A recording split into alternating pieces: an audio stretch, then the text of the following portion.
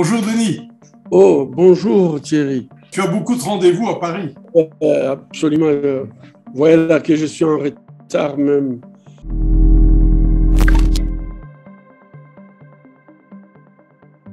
Donc mon idée, Denis, je voulais savoir d'abord quelles sont les infos que tu avais par rapport à la sortie du film à la campagne, et puis qu'on voie un peu vers ce qu'on peut faire.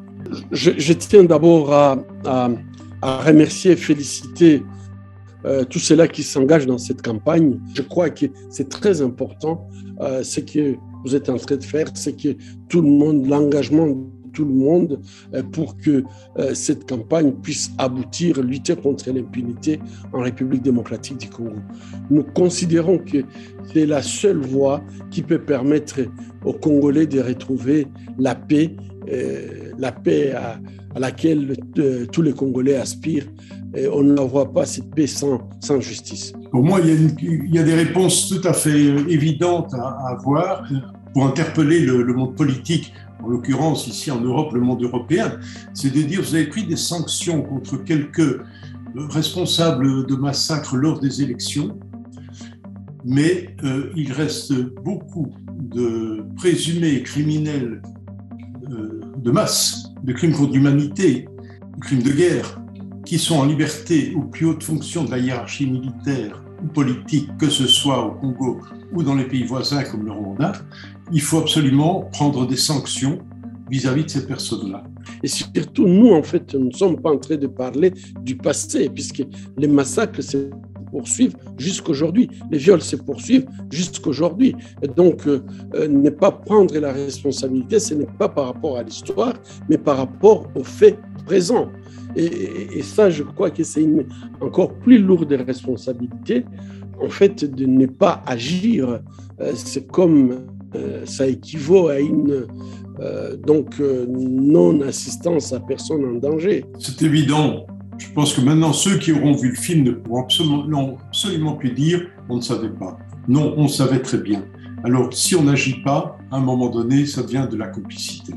Et surtout, je crois, l'empire du silence, ça traduit tout ce qu'on a essayé de dire pendant les 10 dernières années. Il y a lieu de mettre un coup d'arrêt à ces massacres, à ces atrocités. Mais on ne peut pas le faire si les criminels sont en liberté. On ne peut pas le faire si les criminels continuent à alimenter les groupes armés.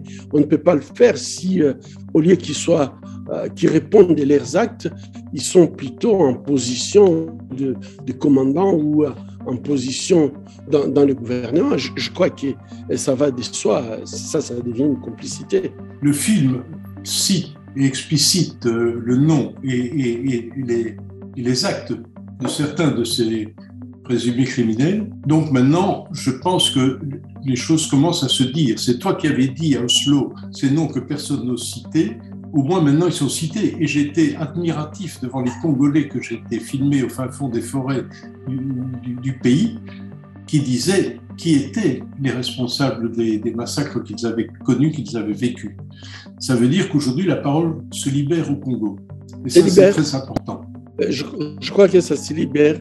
Il est beaucoup plus question que les responsables politiques prennent leurs responsabilités, puisque de toute façon, là, si la population a pu libérer la parole, il appartient maintenant à ceux qui ont le pouvoir judiciaire de pouvoir faire leur travail. C'est super d'avoir pu parler avec toi. Tu es sur le terrain à Paris. Moi, j'essaie d'être sur le terrain malgré un handicap sérieux pour le moment en Belgique, mais je viendrai également au Congo pour mener cette campagne. Voilà. Merci Thierry pour ton combat.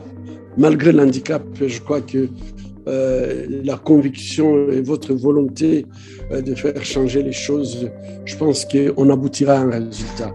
La vérité reste une vérité, elle est immuable. Merci. Merci.